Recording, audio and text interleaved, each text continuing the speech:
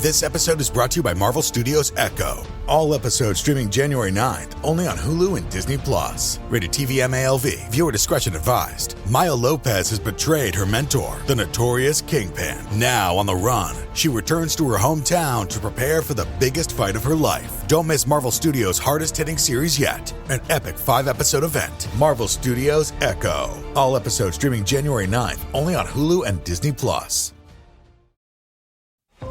Listen to the 48 Hours podcast for shocking murder cases and compelling real-life dramas from one of television's most watched true crime shows. Go behind the scenes of each episode with award-winning CBS News correspondents and producers in Postmortem, a weekly deep dive. Listen to 48 Hours wherever you get your podcasts.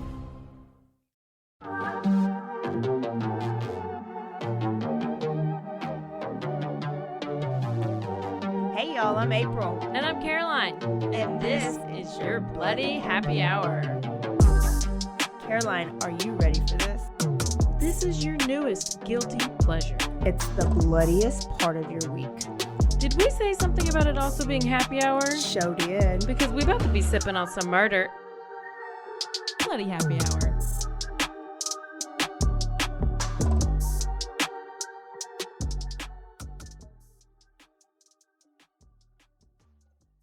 Hey y'all, this is April. And this is Caroline. And we're back. We're back. This is part 3 of your still 100th episode.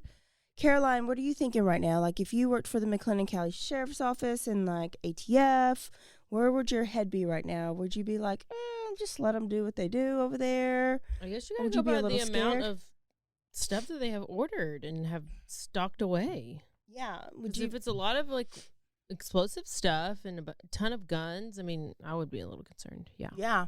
We'll kind of learn a little bit more about that during this episode because Agent Aguilera is DTF, and so he's finding out more and more, and maybe this will give us a little bit more insight into why we actually did go to them and raid. So Agent Aguilera, in my opinion, was DTF. He was down to fine. He was doing some more investigation because it still could be some circumstantial evidence, right? Mm-hmm. They don't actually have any weapons that they've seen. They have paperwork of weapons, and then they have a business that could be a fake business that it's a firearms dealer at the Mag Bag, whatever location. So there's a man named Henry McMahon. He's out of Hewitt, and he is a licensed firearms dealer. He sold guns, and turns out he sold guns to David and to a lot of the Koreshians. And so Agent Aguilera went to go interview him in Hewitt, Texas, and found out that he bought 39 other firearms and 65 AR-15 lower receivers. So he bought the top part of the gun delivered with the UPS guy. He bought the lower part of the receiver from this Henry McMahon guy. And that's an assault rifle. And they were trying to kind of ask questions about Koresh, and he was like mouth sealed. What we later found out is Henry McMahon called up Koresh when they left and warned Koresh that the ATF is onto him. So that adds a little bit more paranoia into Koresh, okay? Now, Agent Aguilera also interviewed neighbors because they have 77 acres over there, but there's still a ton of other people in Elk and on Double E Ranch Road where the compound is. And one neighbor was former military. Well, former military, they know what the sound of automatic weapons fire sound like and semi-automatic weapons. And he told them that every night he sees about 20 men dressed up in fatigues at the compound shooting at human-shaped silhouette targets.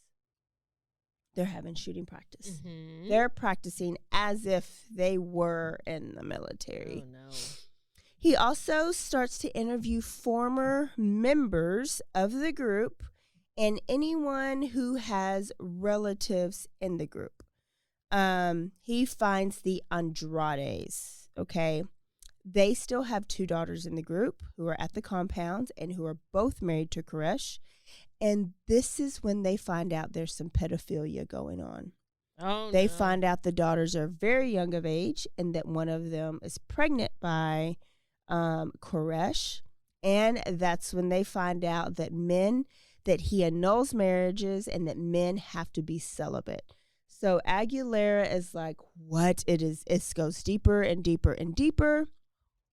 He meets the Bund family, who also left the compound, and they co-signed on the pedophilia, on the annulments, and also said that he has fathered at least 15 kids at the time that they left, and that most of his wives were younger than 16 years of age, and that he was actively making a hit list to eliminate all prior members who left. Oh, God. So now there's a supposed hit list with their names on there. A member named Payo Viga, she tried to leave and was physically restrained, like tied down, handcuffed for 3 months before being allowed to leave. Grace Adams said she was being held in a solitary confinement for 4 months, being fed on the floor from a bowl, was slapped around by Koresh before she was allowed to leave. And then other members confirmed sex, weapons, 50 caliber weapons and bullets, AK-47s, AR-15s, 9mm pistols, street sweepers, and 12-gauge shotguns, and more. It's a lot of weapons. Yeah. Like regular police departments and SWAT teams, like I don't even think they're allowed to have these types of weapons. Where do you... It's a street sweeper. I that was like a Nelly song or something. I thought that's kept the streets cleaned. Yeah. I don't know. Maybe they needed it to... I don't know what they would use it for, but it's a lot of weapons. So he takes all this back to his people and his higher ups and ATF and everybody. And so they have to call CPS about the pedophilia. Okay. This is going to make you real proud. I know we know how you feel. I'm a big fan of CPS. We know how much confidence you have in CPS, Caroline. CPS probably went in and they probably joined and were like, "Oh, screw these kids. We're gonna go join the cult." They did a full investigation. I bet they did. Full. How full was it? A caseworker named Joyce Sparks visited the compound several times in 1992 and found nothing wrong with the living situations of pregnant 12-year-olds. With no running water. With no running water, no AC in Texas. She was carefully escorted on a stage, and this is her words, on a stage tour, but ultimately could not find any evidence to back up the child abuse or sexual abuse charges against Koresh or anyone else in the compound. Wow, because usually they can find any reason to file these charges against any parent. And then they get to put them in foster care and they make money. So I don't understand what's happening. Good job, Joyce Sparks. Way to go. But she did see trap doors, secret doors, underground pits. That's totally normal. And David Koresh did ramble on about the end of the world, the apocalypse, and how she should actually just stay. Yep. And here she goes. She's going to stay. Watch. No. or that's not part of it. He gave it a good try. Yeah. He gave it a good effort. I'm not mad at him for it, but... So, I mean, she closed the CPS case, but she did go to ATF and say, hey, there's some weird guns and ammo but the children are all safe. The children are safe. Never mind the dungeons and the pregnant 12-year-old walking right past you, but everything's fine with the kids. CPS, this really helped you guys out. Ooh, this really helped y'all out. I don't think they're trying to get any help. So it's 1993. It's January. So it's been a 1992, a full year of investigation and finding out all this stuff that I just kind of summed up. It's 1993. It's January. And they want to get closer, and they want to get surveillance on the compound. So 8 undercover agents rent a house near the compound, and they call it Sierra 1. 8 male undercover men, agents, rent a house near the compound. They call it Sierra 1. Undercover, 8 grown-ass men. Guess who knows in 20 seconds? Koresh. Because what grown-ass 8 men are going to live together and it's not a frat house? Oh, yeah. Yeah. So he knows it like in a second, but they don't know that until like later on. So they're like on the roof and they're like on the binoculars, and their job is to see their routine. Like what time do they get up in the morning? When are they shooting at night? What are the women doing at certain times of the day? Where are the kids? Can they figure out where they keep the guns? Where are the men? Like just what their routines are. And they do that. It's almost like they should have, had one of their own go and be a part of the cult. How smart are you? Because Detective Rodriguez does do that. Wow. He doesn't totally join, but Koresh invites outside people to come to their Bible studies all the time. So Detective Rodriguez comes to Bible study a lot. Right down the road. And these are not like hour and a half Bible study. It's like Black Church times 45. Like you have 4 hour and 5 hour 4 or 5 hour Bible study every day. These people have attention spans, I guess.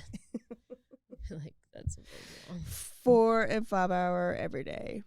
I feel like maybe though, whenever you get in there, you kind of are like, well, they're not so bad. Well, and I would be so mesmerized when I went there and I recorded that guy, Charles Pace. I think his name was Charles Pace, who's over it now. I could have just listened to him just to just try to feel him out and see how crazy he really is. So for this guy, he was like, anything he says could be helpful in this investigation. So I probably would have loved that job. It did get dangerous for him later on. So they did kind of do that where he would attend Bible study. Now, they had all this information, right? They had a bunch, but it was not enough to actually just go in and arrest Koresh. They needed actual evidence, so they had to get this search warrant so they can see those actual weapons, obtain some weapons. But how would they search the property, especially since they know they have all these weapons? And they were like, this is them in a planning meeting. Like they have a board. They're like around the table. And they're like, you know what? Let's rule out, first thing, let's rule out a siege. We cannot do a siege. A siege cannot happen. It's too dangerous. It could end in a mass suicide. Reasons not to have a siege. It could end in a mass suicide. It could last a very, very long time. I don't know, find it. It could last a very, very long time. And because they're used to living minimally, that we couldn't take anything away from them. What is it? What do you see? A siege is a military blockade of a city or fortress with the intent of conquering by attrition or a well-prepared assault. Well, and so like sometimes during a siege, they'll like turn off their water, turn off their electricity, but they already don't have any of that. So that's why they're like, it would last too long. So they try to kind of handicap them. Yeah. To take over. And then so they were like, this could also be so expensive on the government because it could last so long because they already live so minimally. So they're like, siege, out of the question. Let's not do a siege. They also knew if they just went in there and served the search warrant by force, that it could develop into a siege. So they were like, we know siege could be like a plan B. Like, we don't want to just go in thinking, let's go in and do a siege, but it could develop into a siege. So they requested those big Bradley vehicles from the Department of Defense, which is, I think, those big old tanks. They also decided, let's do dynamic entry. And so that is just basically, they're going to enter the structure and they're going to quickly overwhelm them. Opportunity, like surprise, the element of surprise. Yeah. So they're going to go in at a time, like wee hours of the morning. Okay, this one says it's a military operation that surrounds the town and cuts off essential supplies. Yeah. With the aim of compelling the surrender of those inside. Yeah, you want them to like just come out, hands up, and surrender. What's wrong with doing a siege? Well, they just said that it would be expensive. Okay. Because they already live minimally. What are you going to take away? They already live without everything. Yeah. Right? Yeah. So it would last for forever. Plus, this is a cult. Mm-hmm. Cults in the past end in mass suicide. Right. So what did Jim Jones do? What did Marshall Applewhite and them do? So if you bring on a siege, they just may do their suicide routine. And so you would give them an opportunity to drink their Kool-Aid or whatever their suicide ending is. Yeah. So which is, I feel like they were thinking out all the options and they were right. Siege would not be the first thing. So dynamic entry was their way to go. We're going to go in. We're going to go in quickly. We're going to overwhelm them. We're going to surprise them. We're going to deny them the opportunity to even grab a weapon or resist. And so now they have to find the best time to do that.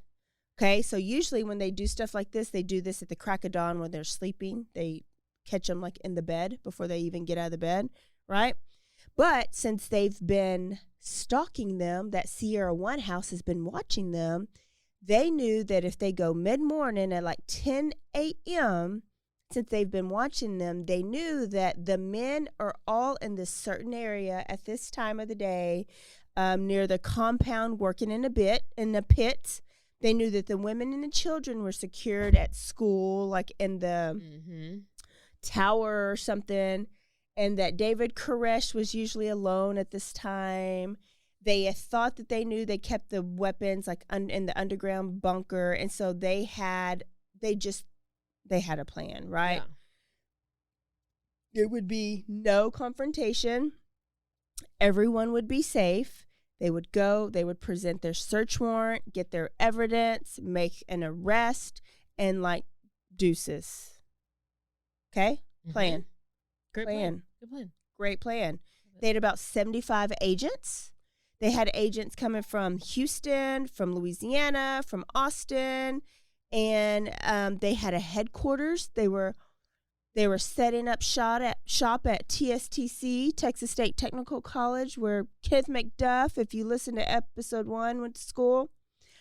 And then they were like, element of surprise. They can't see us coming. We know that the Koreshians sometimes go into town.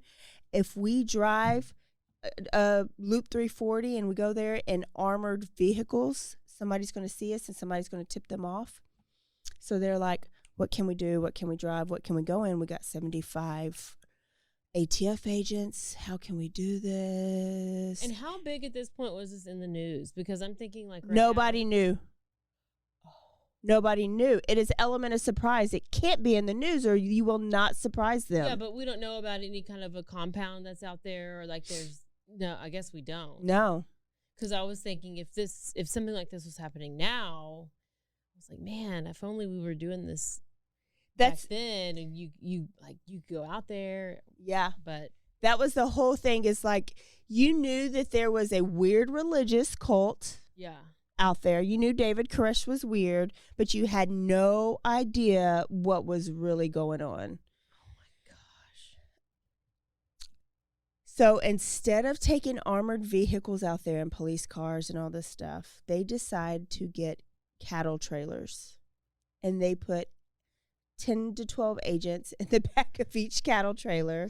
They cover their agents up in tarps. Oh my God. And they go out to the they were like, let's go out to the compound in cattle trailers. Oh my gosh. They won't see us coming because it's Texas and you see cattle trailers going down the road all the time. It's Elk, Texas. That's near Axtell. It's a lot of land out there. Like there's cattle. Nobody's going to think of any, This is them planning it out still. They're not doing it yet. They even planned to send a lookout guy first, just a random guy driving in a truck. He was going to drive down the road before anybody went, take a look at the compound, make sure there was nobody out with weapons, make sure the windows, you didn't see any guns like hanging out the windows, and when he saw that it was safe, then they were going to come. Because if you haven't been out to the compound, once you actually turn into the gate, into the compound, you drive about maybe 250 yards, and then you have to L to get to the compound. And then there's no way out. So once you drive there, there's no way out. So once you're there, you're there. Mm-hmm. You're trapped. Yeah. It could be mass casualties if something goes wrong. Oh, no. Here's the crazy part is the only plan they had if something went wrong was to abandon ship. So abandon these cattle trailers and run in a zigzag motion back to the main road. And they called this the old ship plan. Caroline, that was the extent of plan B. You know what? Those sounds like plans I like to make. Run in a zigzag line. To dodge the bullets. To dodge the bullets. They called it the old ship plan, and that was the extent of plan B. Like, they had plan A. Definitely a bunch of men came up with this plan. There needs to be a woman a part of every single 100%, operation. 100%. They had the logistics down, but they didn't. There was no problem solving going here. Yeah, you need a little finesse, okay? Oh, I hate it. But also, the agent that wrote this book, deeper in your planning. Dan Moore said, every plan ever in the ATF, there's never been a evacuation plan. It's never been thought of. Why would they think of that? Yeah. Yeah, why would you ever think of a plan B or evacuation plan? To me, that's big headed. That's like, everything's going to be 100% perfect. Yeah, we're never going to get it wrong. They also originally planned to post snipers up, just in case they needed it. Mm-hmm. But they decided not to because I guess they didn't think that they needed it, and they later would regret this decision. Now, for the past couple of months, ATF agents and the Waco Trib had been meeting because the Waco Trib and the news and the ATF have been investigating Koresh because people are kind of now knowing a little bit, but not like the community as much. Mm-hmm. It's more like CPS knew, so then the Waco Trib knew, so then, it's a little bit of town talk, but not that much. It's not, no articles have been put out yet. Like, we wouldn't be going out there. We wouldn't be going out there to do that, I think, yet. Nope, not yet. But the Waco Trib, like, their mouth is watering. They're ready. They've had this article written since December. Yeah. But the ATF was like, you can't. McLennan County Sheriff's Office is like, you can't. You're gonna ruin this. You're gonna tip them off. You're gonna ruin the investigation. Yeah. Hold it. Yeah. So they had one last meeting, and at this meeting, they were like, yes, we are about to serve this warrant. Hold your article. You're gonna serve this warrant. As soon as we serve this warrant, you can release your article, right? Mm-hmm. So they all shook hands and they all left. Again, there had to have not been a woman at that meeting because they all left and nobody has set a date. Popo's didn't say, we're going to serve the warrant on this date. Like, oh, wait. We're going to release the article. Waco, you didn't tell us today. Yeah, and Waco Trib didn't say, when can we release it, or the when we're going to release it. Been like, we are releasing this at this time and this time, so if you're going to do it before. Do it before this, yes. Or police should have said, do not do it before this. Yeah. Somebody should have threw out a date. Nobody threw out a date. That's why I need a female. So guess what? Waco Trib published an article, part 1, called The Sinful Messiah on February 27th, 1993. When did day 1 happen? I don't know. The next day, February 28th. But only because they dropped this article. Only because they dropped this article. The ATF was going to do it that Monday on March 1st. Well, they should have told them. They should have fucking told them. They should have told them. Well, guess what? Damn Koreshian saw the article. DTF. And showed it to David Koresh. David Koresh was calling Waco Trib, calling sheriff's office because this made him look horrible. He was trying to save face. This is not true. This is not true. They met at the ATF at headquarters at TSTC, and they were like, should we not? Did this take away our element of surprise? Mm-hmm. Should we not do this? Well, you got to do it now. Did we jeopardize Operation Trojan Horse? I forgot to tell y'all that's what it's called. No, you did. You said Trojan, I think. During the break. Yeah. Operation Trojan Horse, okay? And so they had somebody read thoroughly through the article, and it said nothing about them being investigated legally, just CPS. So the Koreshians can read the article and see that the article said nothing about sheriff's office, ATF, guns, or anything. So the police, the ATF, Trojan Horse people were like, well, it didn't really out us. Yeah. But David Koresh's mind goes there because he's paranoid. Yeah, and he's already done called him. All this stuff. And he knows the Sierra House is over there. He knows he's already done undercover. He's already done called the McLennan County Sheriff's Office, said, I know you're trying to infiltrate. So anyways, they go the next day. Lord. Okay. All the logistics were taken care of. They were ready. They are not going to cancel Operation Trojan Horse. They said they still have no idea that we're coming. They don't know when we're coming. We're going to go. Except this is a small town. Okay? Small town Waco.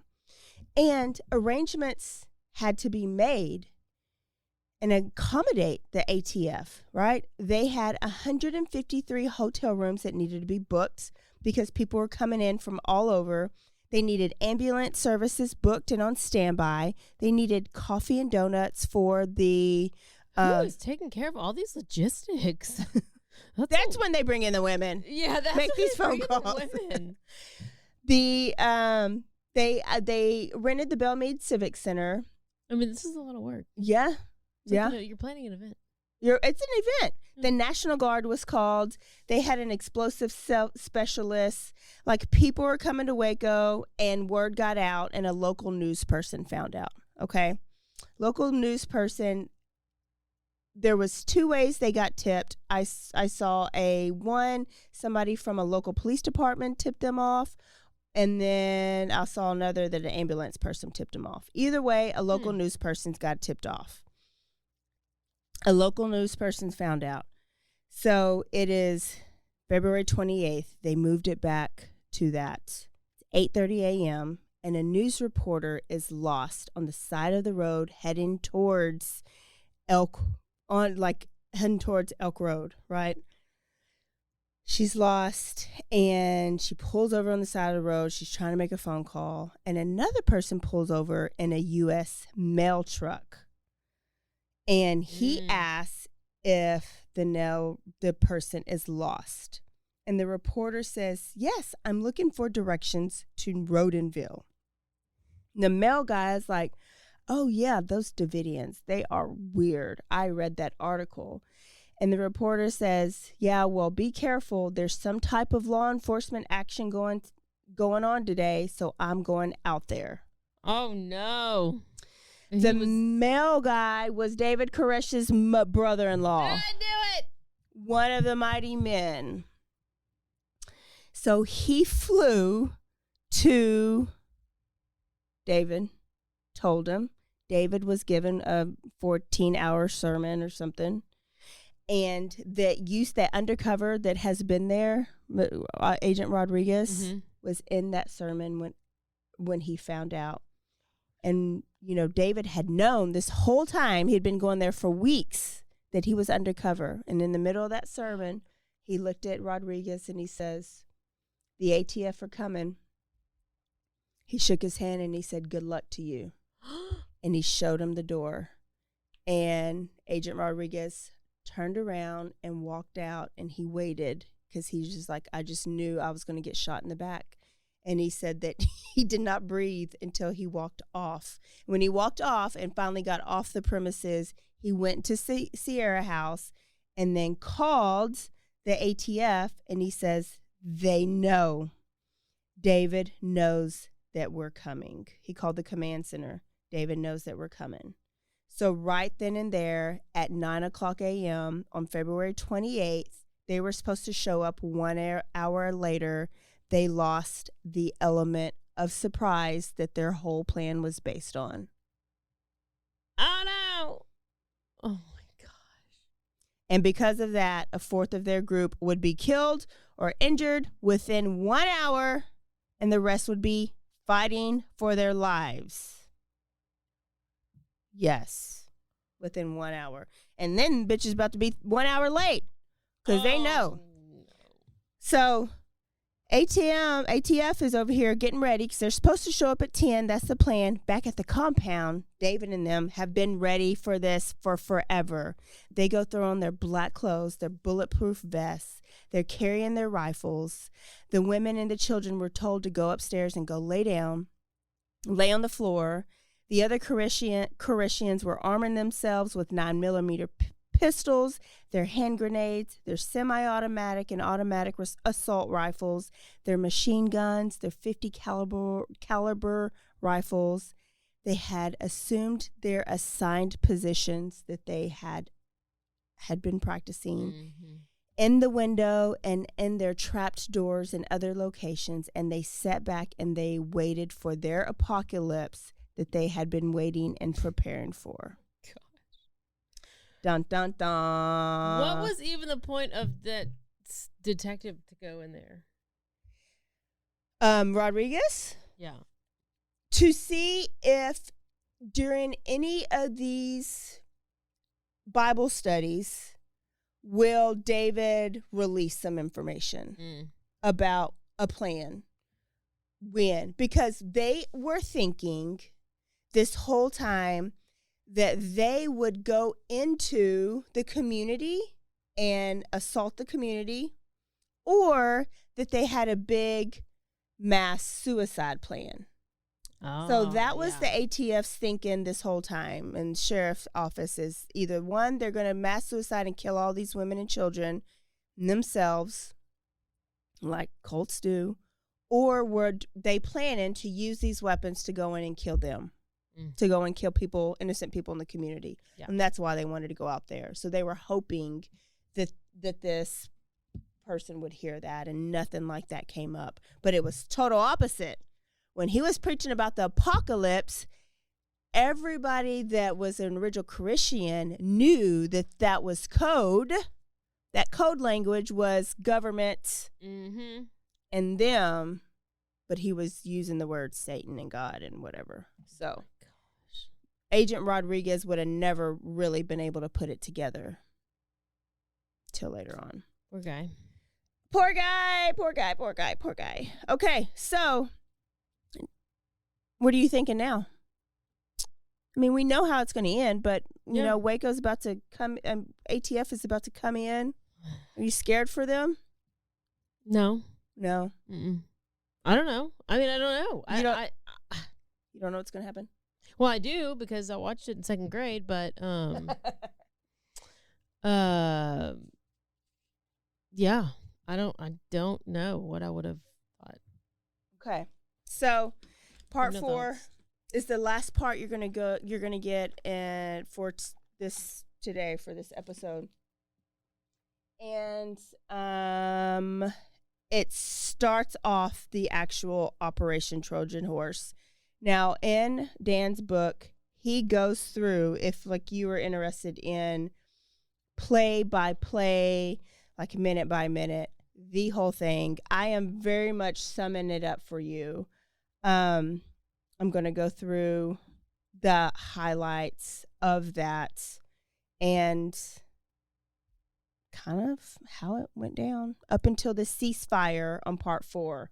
Next week, you'll be able to get the ending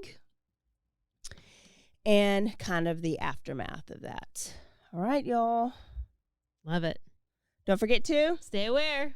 stay alive. And always be DTF. Bye, y'all. Goodbye.